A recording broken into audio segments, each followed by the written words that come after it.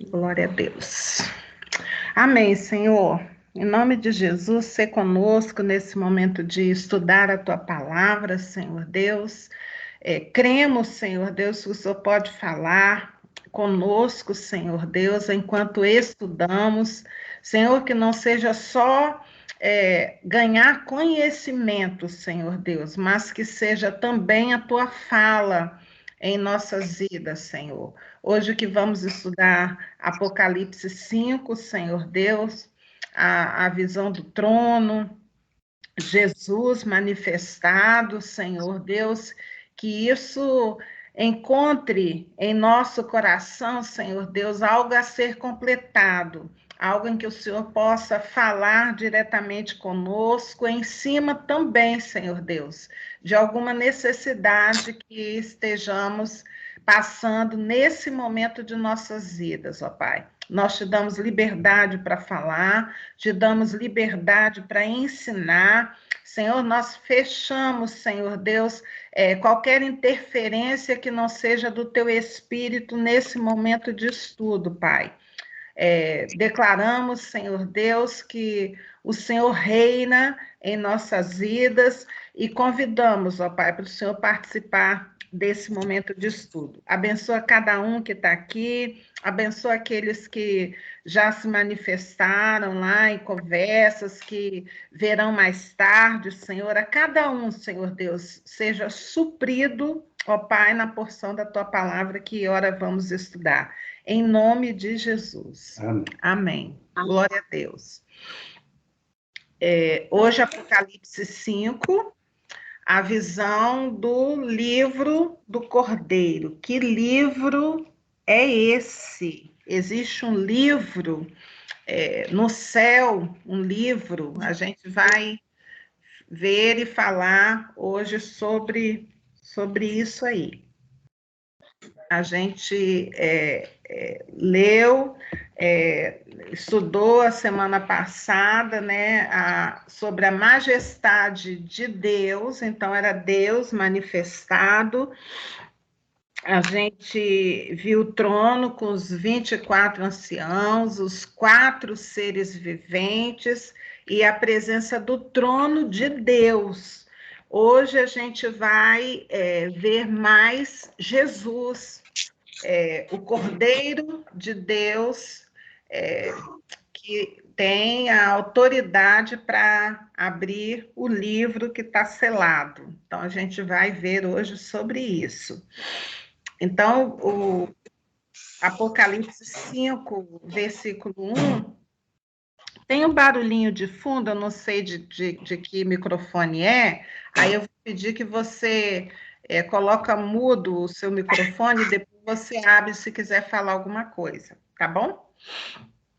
Para a gente não ouvir nenhum barulho. O livro selado, então começa Apocalipse 5 com esse versículo primeiro. Então vi na mão direita daquele que está sentado no trono um livro. Então, aqui a gente percebe João, deixa eu ir lá e eu mesmo fechar. Gente, nossa gravação foi muito engraçada. Porque a gente foi gravando por cena. E assim, a gente tava fazendo igual filme, ação, cena tal, tem. Então, tive aqui um mudo aqui, para a gente poder... Sem problema. Aqui. Então, é João que está falando, porque a visão foi dada, a gente tem aprendido desde o primeiro capítulo, que João estava ali na ilha de Patmos, né, exilado, e Jesus vem e fala com ele a respeito de coisas que estavam por acontecer. Então, João, a gente continua essa visão dele, ele fala assim, então vi na mão direita daquele que está sentado no trono um livro. Então, a gente lembra que o capítulo 4, ele vê Deus assentado no trono, em volta 24 anciãos assentados em trono em volta, e 4 seres viventes. Então, João percebe que na mão daquele que está sentado no trono tem um livro em forma de rolo, escrito de ambos os lados e selado com 7 selos. Então, João tem essa visão aí. E aí eu peguei, porque essa visão de um rolo, né, um livro escrito de um lado e do outro, a gente vai ter na palavra de Deus, no livro de Ezequiel, do versículo 8 a 3 e até o 15, né? Ele vê o livro e o Senhor fala assim, come desse rolo, né, de livro. Então, ele vai, ele come, né? Ali não é literalmente, na realidade, quando alguém está com o livro e fala assim, ó, come desse livro, a intenção é que você se alimente desse livro, leia tudo e guarde no coração e que isso sirva de alimento. Então, essa passagem a respeito de um rolo, né, com escrito, né, de ambos os lados, ela aparece antes daqui de Apocalipse 5:1, ela já apareceu na palavra de Deus ao profeta Ezequiel, né? E nessa visão também, o livro também tinha uns selos, e que Deus ia revelando a vontade dele na abertura desses selos. E a gente vai ver que aqui na visão de João também vai aparecer selos, né? 7 selos. E a gente vai entender isso mais adiante. Vamos lá. A visão continua. Versículo 2. Vi também um anjo forte que proclamava em grande voz. Um anjo, né? Falando bem alto. Quem é digno de abrir o livro e de desatar os selos? Então, um anjo fez essa proclamação ali. Temos que lembrar que João está diante do trono de Deus e ele vê esse livro e aparece esse anjo já falando. Quem é digno de desatar os selos? Então, eu escrevi aqui que nenhum homem é digno de abrir o livro e desatar os selos. Por quê? Na realidade, esse livro, o livro de Deus, ele só pode ser aberto por quem não cometeu nenhum pecado. Então, ali, todos perceberam que nenhum dos que estavam ali era digno de desatar, de abrir e desatar esses selos. Então, o anjo faz esse brado forte, né? Falando quem é que vai poder abrir esse selo, né? Aí o versículo 3 fala assim: ora, nem no céu, nem sobre a terra, nem debaixo da terra, ninguém podia abrir o livro, nem mesmo olhar para ele. Então, esse brado desse anjo veio trazer essa verdade, que não havia ninguém, nem na terra, nem no céu, digno de abrir esse livro. E aí a gente vai, traz a palavra de Paulo, né, que fala assim, todos pecaram e todos carecem da glória de Deus. O apóstolo Paulo fala lá em Romanos 3:23, que ninguém pode chegar diante de Deus, né, e falar assim, eu nunca pequei, eu não peco, porque vai ser mentiroso. Não existe aquele que não peca. E João, no versículo 4, ele depois de ouvir, né, esse anjo falando isso, que ninguém poderia abrir aquele livro, ele chorou muito. Chorou muito. E eu fico imaginando, há um livro ali com selos, né, selado, e cai essa história aí. Não tem ninguém para abrir, não tem ninguém para desatar esses selos. E aí João entra em desespero, começou a chorar, porque ele sabia que ninguém foi achado digno de abrir o livro, nem mesmo de olhar para ele. Olha que interessante. Além de não poder ninguém abrir, não podia nem olhar. Eu fico imaginando, né, a santidade envolvendo ali aquele ato, né, de ninguém ser digno, nem de olhar e nem de abrir, né? Aí entra o versículo 5. Todavia, um dos anciãos me disse. Lembra que ele está diante do trono, tem 24 anciãos ali prostrados, né? E aí um deles vira para João e fala assim: não chores, eis que o leão da tribo de Judá, a raiz de Davi, venceu para abrir o livro e os seus 7 selos. E aí a gente entende essa referência desse ancião falando ao apóstolo João, que ele está se referindo a Jesus, porque Jesus ele é caracterizado na palavra de Deus como leão da tribo de Judá, a raiz de Davi, ou seja, Jesus ele pertence à raiz de Davi. Ele é um descendente da tribo de Davi, da tribo de Judá, descendente de Davi.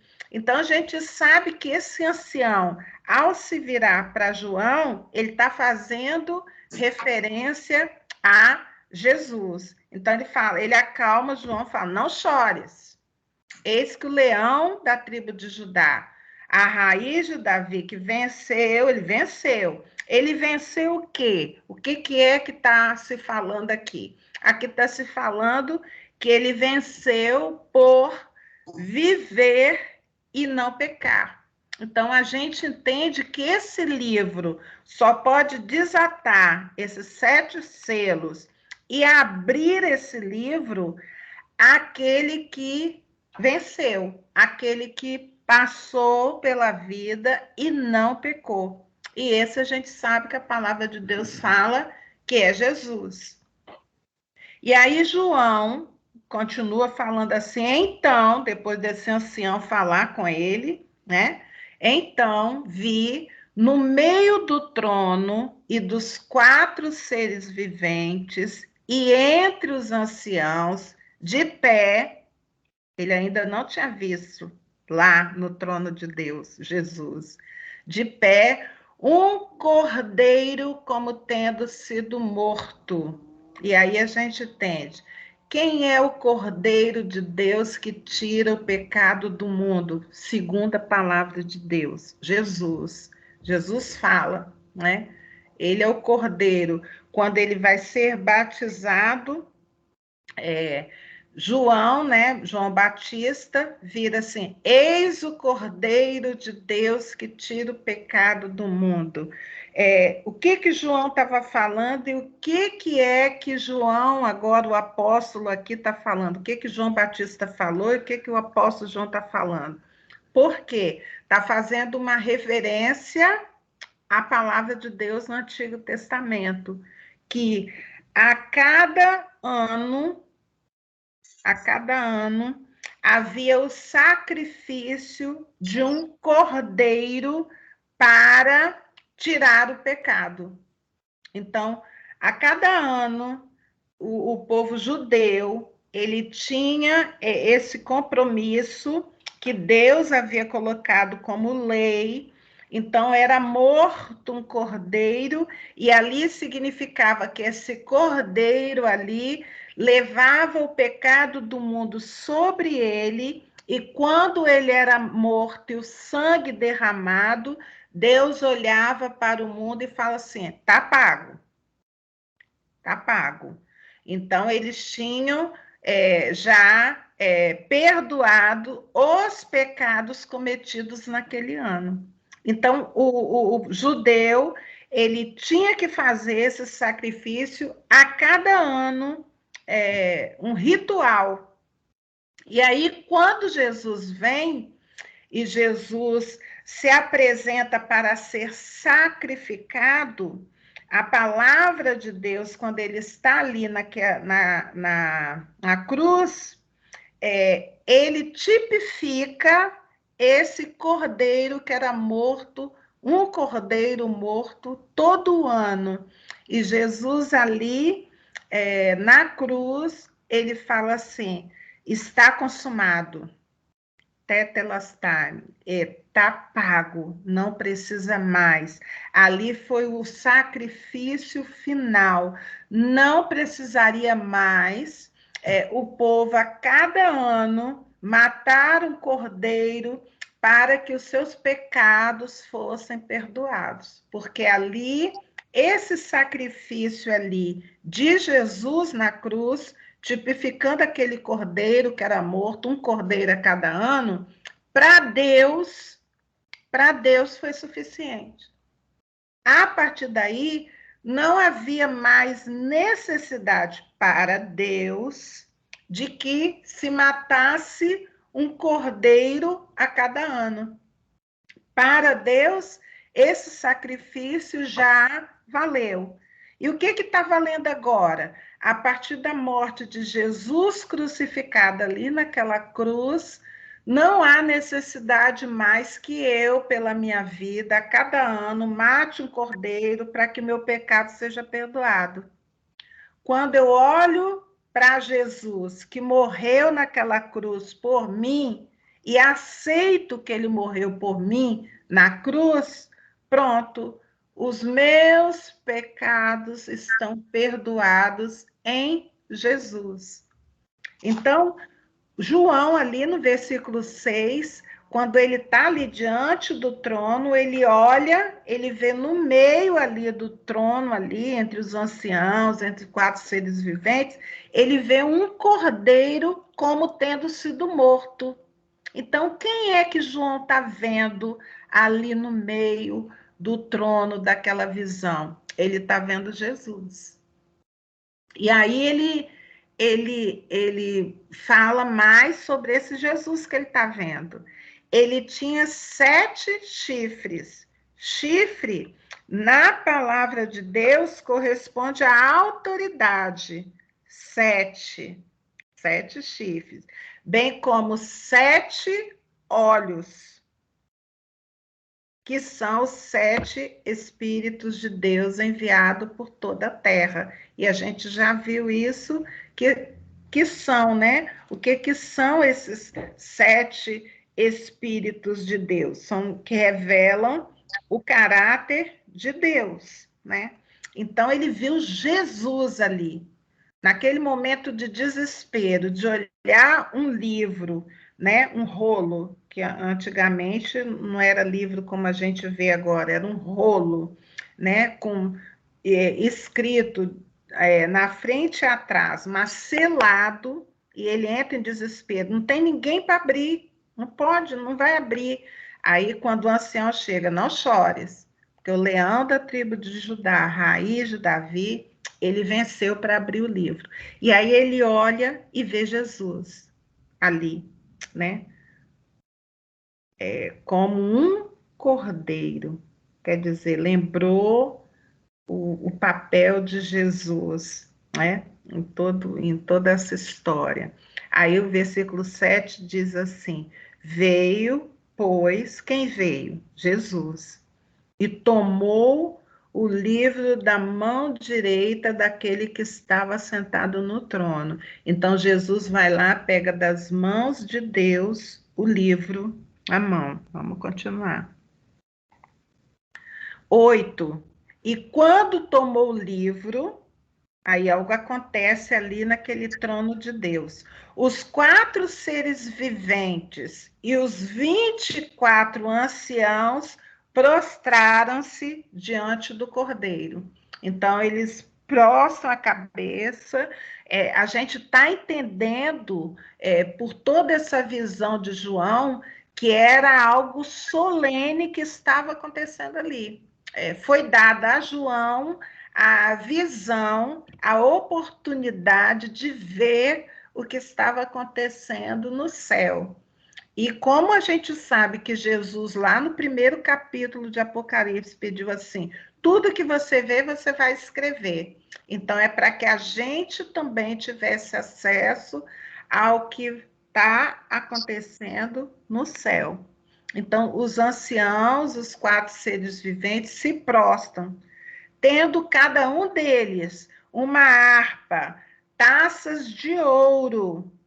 Então, harpa, instrumento, né, de louvor. A gente aprende que a harpa é um instrumento de louvor também, que os levitas lá, quando Deus falou para tocar louvores, era com harpa. Davi repetiu isso, Davi tinha uma harpa e tocava. Então, a harpa faz parte de todo esse louvor. E a gente percebe que lá no céu tem louvor também, presença de harpa. E taças de ouro cheias de incenso. Incenso, a própria palavra já fala que incenso é esse, que são as orações dos santos. Então, lá no céu, há a presença de taças de ouro no trono de Deus, a presença das nossas orações. É como se nós estivéssemos lá também fazendo parte. Toda oração que a gente direciona a Deus, ela vai lá enchendo taças de ouro no trono. Então, elas estão lá. Certo? 9. E entoavam novo cântico. Então, os 24 anciãos, os 4 seres viventes, estavam lá diante do trono. Na hora que Jesus pega esse rolo, esse livro, né? Pega ali, esses seres se prostram. Então, é tocada a harpa, tem as taças cheias de oração, e é entoado um novo cântico, dizendo: o que diz esse novo cântico? Digno és de tomar o livro e de abrir-lhes os selos, porque foste morto, e com teu sangue compraste para Deus os que procedem. Ah lá, o sangue de Jesus comprou para Deus os que procedem de toda tribo, língua, povo e nação.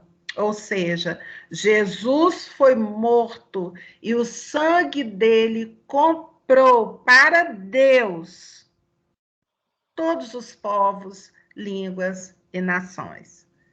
E esse novo cântico aí, nós temos hoje modelos desse cântico, digno és, a gente canta muito com essas palavras ou outras palavras querendo dizer isso, a gente entoa esses louvores também em nossos cultos a Deus, né?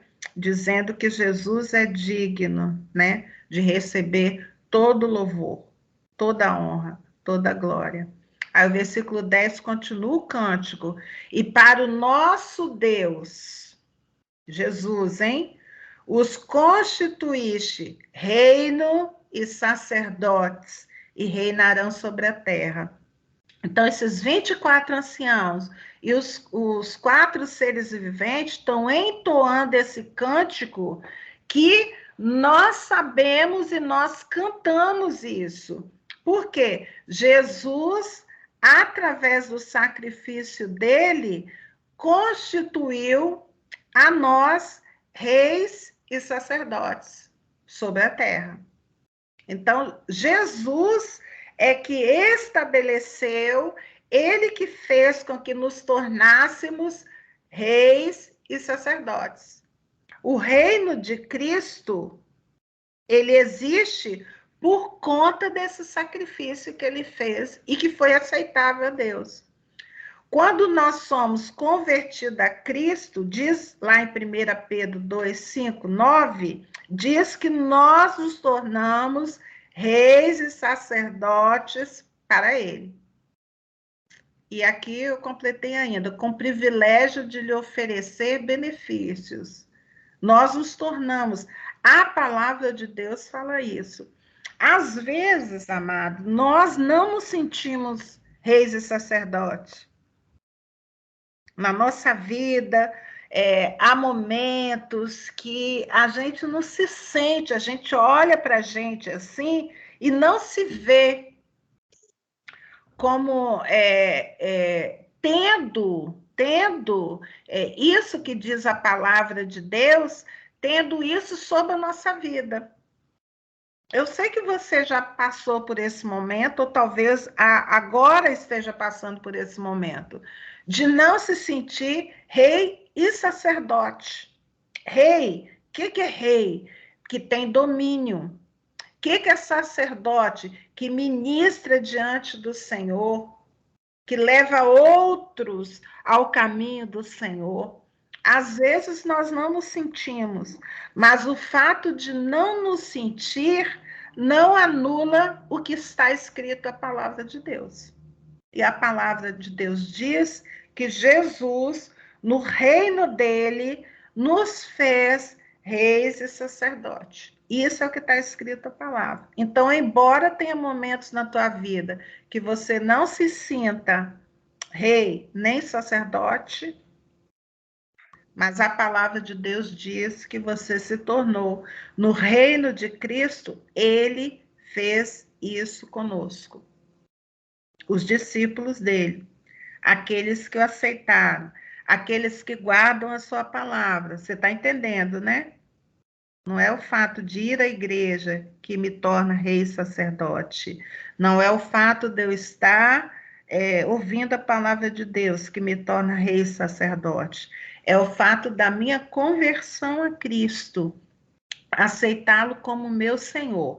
Eu estava ouvindo, a Thaís me mandou essa semana, ela me mandou uma palavra do pastor Hernandes falando que na palavra de Deus, no Novo Testamento, tem 22 vezes aparece Jesus Cristo sendo colocado como Salvador.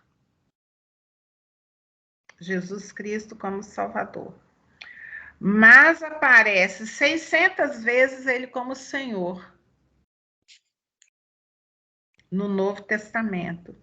E ele fala: não basta eu aceitar Jesus como Salvador que me faz discípulo. O que me faz discípulo é eu aceitá-lo como meu Senhor. E quando a palavra fala em Senhor, a gente tem que se reportar a Senhor e escravo. O que era o Senhor e o escravo, né? Tinha o escravo e ele tinha que obedecer ao seu Senhor. Quando Jesus se apresenta como Senhor da nossa vida, eu preciso entender que ele está tendo domínio sobre o meu jeito de ser, sobre as minhas escolhas diárias, sobre o meu jeito de pensar, sobre o meu jeito de orar, sobre a maneira como eu decido o meu futuro, o meu caminhar. Ele é Senhor. Ai, Gil, mas que vida, isso parece escravo, né? Aí Jesus fala que tem um momento em que eu deixo de olhar isso como escravo e passo a olhar isso como meu amigo, aquele que quer o bem meu. Aí Jesus fala para os discípulos: já não chamo vocês mais de servos, mas de amigos, porque vocês entenderam a relação e vocês me amam, vocês me têm como Senhor, e isso serve para nós também, para a gente estar avaliando as nossas atitudes diárias. Por quê? Eu preciso entender que Jesus não é só o meu Salvador. Não basta só eu entender ali que ele na cruz morreu pelo meu pecado. Ele morreu pelo meu pecado e aí ele é meu Salvador. Mas ele também precisa ser meu Senhor, porque ele é o rei nesse reino dele. Então, entender que ele é Senhor faz toda a diferença. Por quê? vai mudar as minhas escolhas, vai mudar o meu jeito de ser. Já não vai ser mais a minha vontade que vai prevalecer. Se a minha vontade para a minha vida, para minhas escolhas, não tiver de acordo com o que Jesus faria no meu lugar, então ele não está sendo meu Senhor. Ele foi apenas meu Salvador. E isso deve colocar uma pulga atrás das nossas orelhas. Porque tem hora que a gente se sente assim muito independente e a gente, às vezes, acha que a gente é senhor de nossas vidas. E, na realidade, quando a gente aceita Jesus como nosso Salvador e Senhor, a gente já não é mais senhor das nossas vidas. A gente precisa ver o que Jesus faria em nosso lugar. Se ele escolheria as escolhas que nós estamos fazendo, se ele agiria do jeito que estamos agindo. É isso que nos faz discípulos. É isso que nos faz filhos.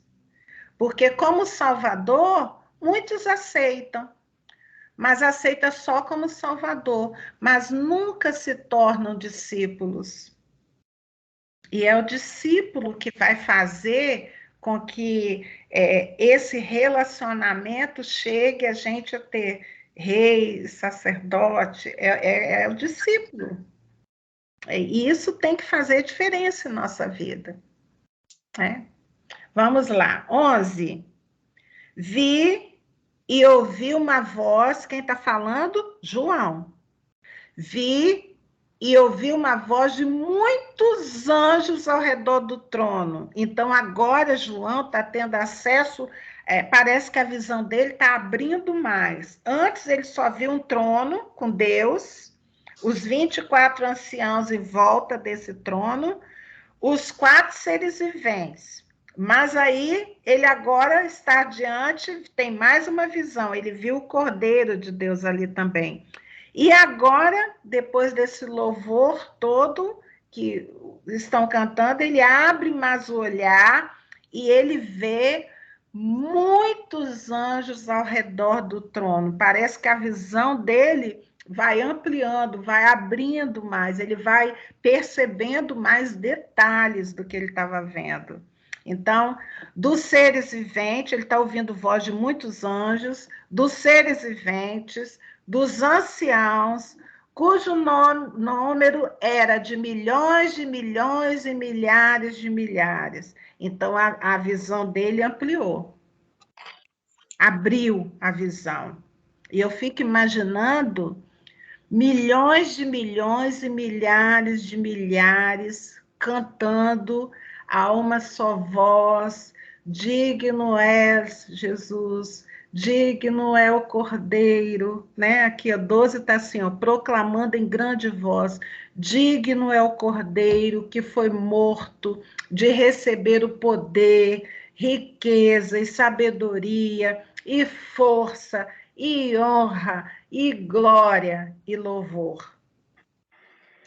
Todos esses milhares de milhares cantando em grande voz esse louvor.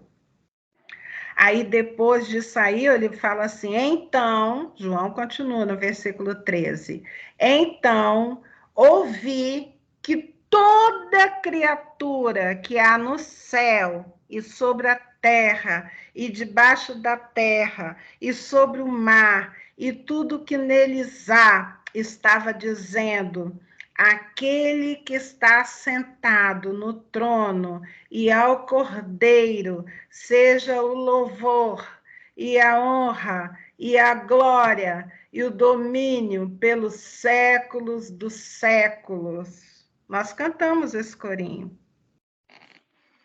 14. E os 4 seres viventes respondiam, amém.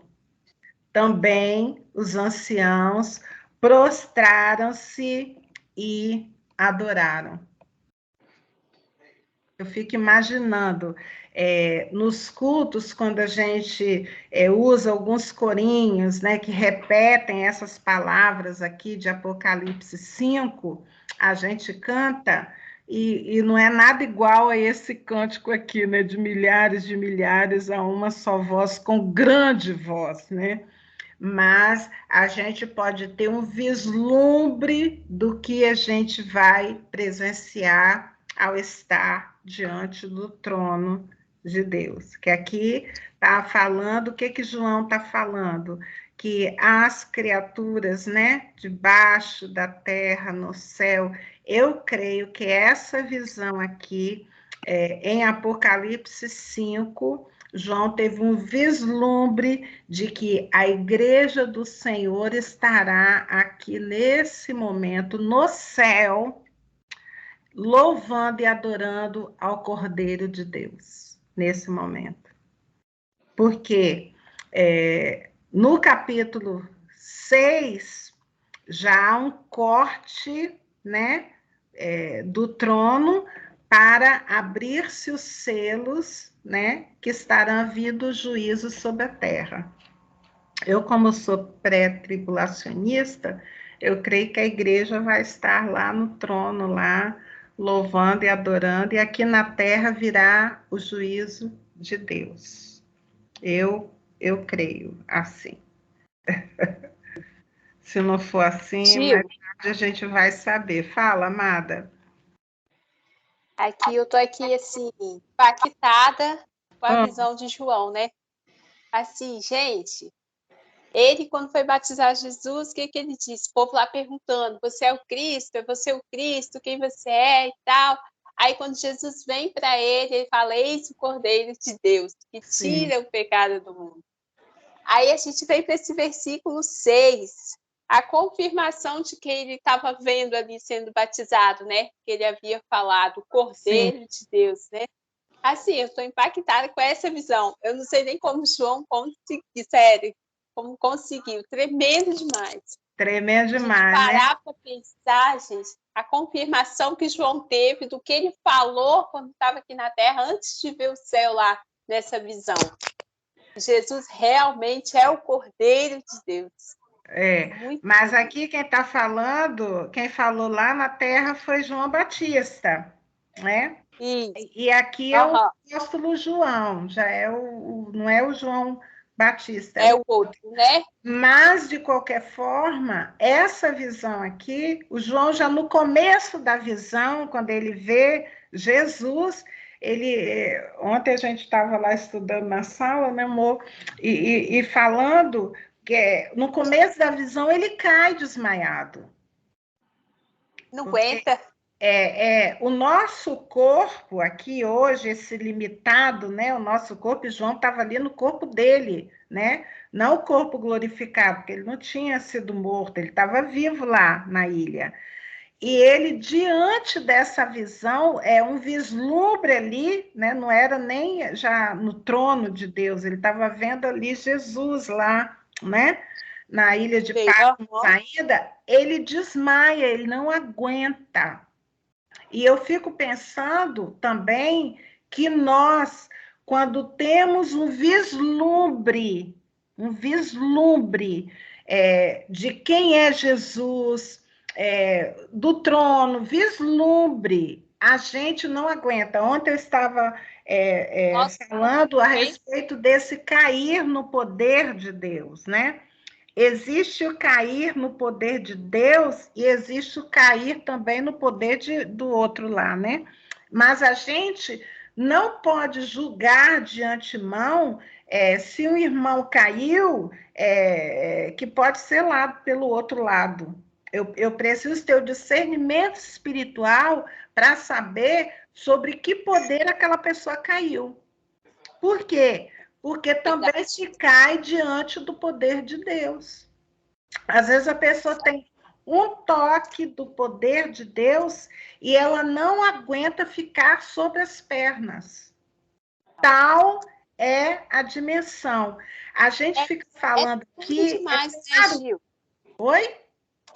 É tremendo demais, é algo assim, sobrenatural mesmo que é visto, né? Sim, sim. Aos nossos olhos, eu acredito que não tem como a gente permanecer em pé vendo.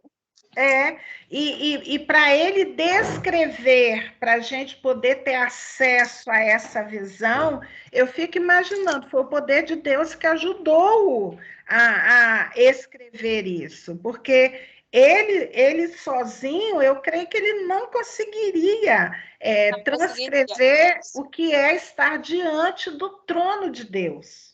Havia um propósito em Jesus levar João até o céu, né? E ele ver o que estava acontecendo para que nós tivéssemos acesso a isso. É um propósito de Deus, né? E nós temos acesso.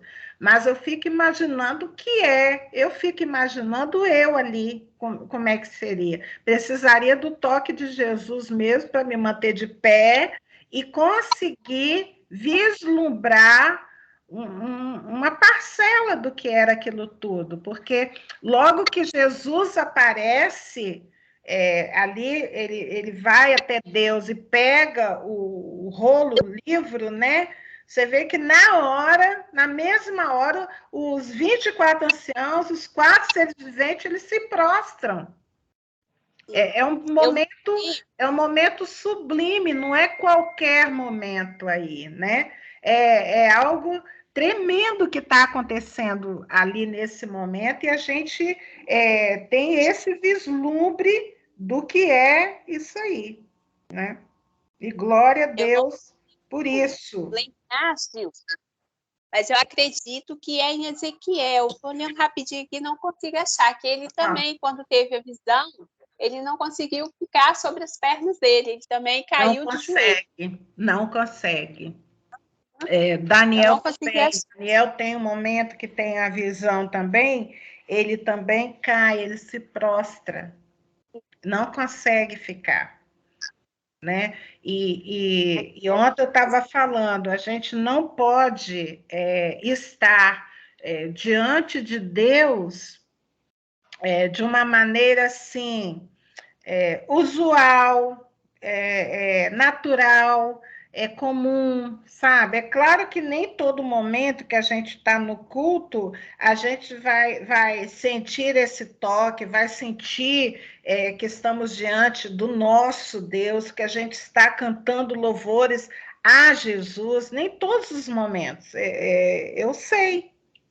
Mas em algum momento nós temos que ter essa noção de que ao nos achegarmos a Deus, aqui fala de taças de ouro com incenso, a nossa oração está tocando lá o trono de Deus.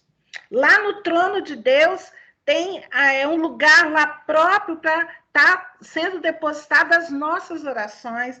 A gente não pode perder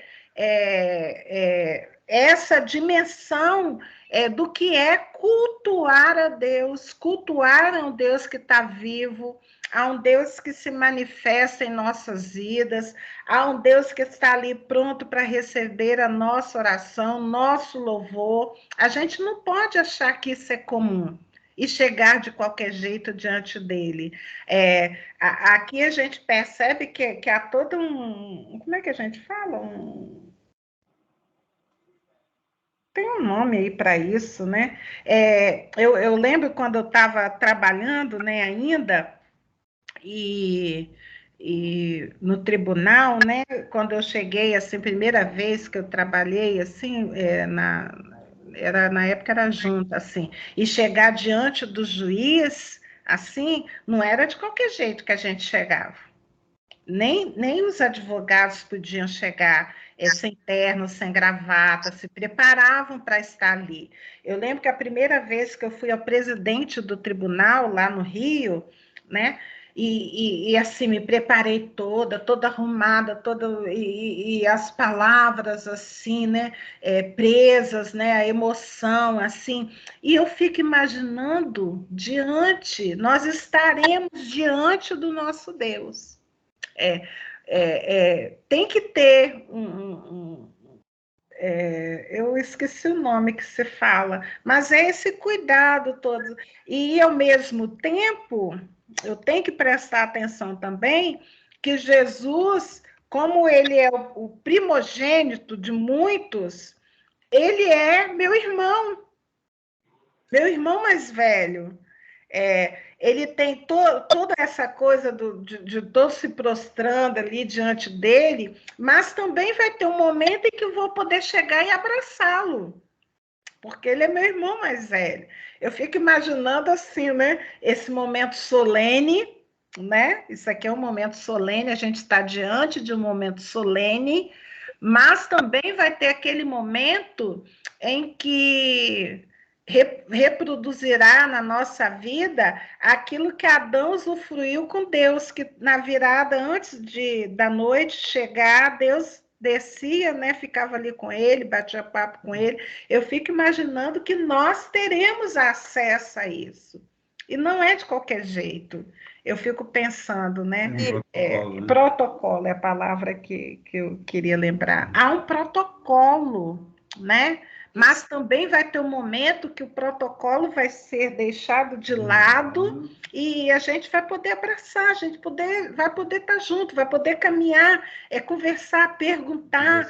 Tem muitas coisas. A promessa que ele falou para sermos um com ele, porque ele é um com o Pai. Assim Isso, como ele é um com o Pai. Como ele é um com o Pai, a gente então vai ser um tudo igual. Ô, maninho, ô, irmão. Pois é, vai ter um momento solene, mas também vai ter um momento de intimidade, de falar paizinho, de falar meu pai, né? De deitar no peito, né? De abraçar, de ouvir, né? Então, vai ter esse momento. Eu fico imaginando esse vislumbre que nós temos acesso aqui, de lá, como será lá. Eu creio que é um momento também da gente parar e analisar, que olhando para a nossa vida aqui, que ainda não estamos participando desse momento vislumbrado por João, eu creio que faz o nosso olhar para a nossa vida aqui e pensarmos assim, vale a pena.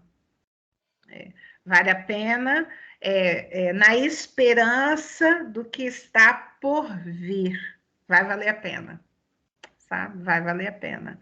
Então, o nosso coração deve exultar, porque isso está prometido aos que são verdadeiros discípulos, né? Convertidos a Cristo. Isso é uma promessa, né? E o nosso Deus não é Deus de fazer promessa e não cumprir. O nosso Deus cumpre com as promessas dele. Nós é que falhamos, mas ele cumpre. E se ele falou que os discípulos verdadeiros, os convertidos a Cristo, estarão com ele, então eu creio que isso aqui não é balela, é uma coisa, uma visão lá, sabe? Não, isso aqui é promessa de Deus para mim e para você. Então pode confiar. Tomar posse. Então, aqui a gente aprende, nesse capítulo 5, nessa visão, vamos gravando, a gente está caminhando no livro de Apocalipse. Então, a gente aprende no capítulo 5 que Jesus é o único digno de abrir o livro. E eu botei aqui uma foto dos livros antigos, né? Esse aqui está aberto nessa foto, mas o livro lá que ele pega está selado. E aí esse selo, a gente tem que lembrar que antigamente um rei, para mandar algum comunicado para outro rei, ou para quem quer que seja, ele botava assim, era pingado uma cera, né? Em cima do livro ali, e ali ele colocava o anel dele ali, e marcava. Então, era selado para alguém. Então, enviava aquela mensagem que ele queria enviar para outro reino, selado. E lá, para abrir o selo, só podia abrir o selo a quem foi endereçado aquela missiva, aquela carta, né? Aquele documento. E aí, a pessoa que ia abrir tinha que ser diante de testemunho. Isso é a história fala isso. E João usa a linguagem da época, né? Dos livros serem rolos e selados. É essa visão que João tem e que passa para a gente. Então, nós estamos diante de uma visão que eu creio que é verdadeira e que a gente vai usufruir, porque na palavra ali, no capítulo ali que a gente acabou de ler, está escrito que os seres de todos os povos, línguas e nações vão estar ali cantando também. Eu creio que eu serei uma dessa grande voz declarando que Jesus é o único digno de receber toda a honra, todo louvor, toda a glória eternamente. Amém? Sim. Amém.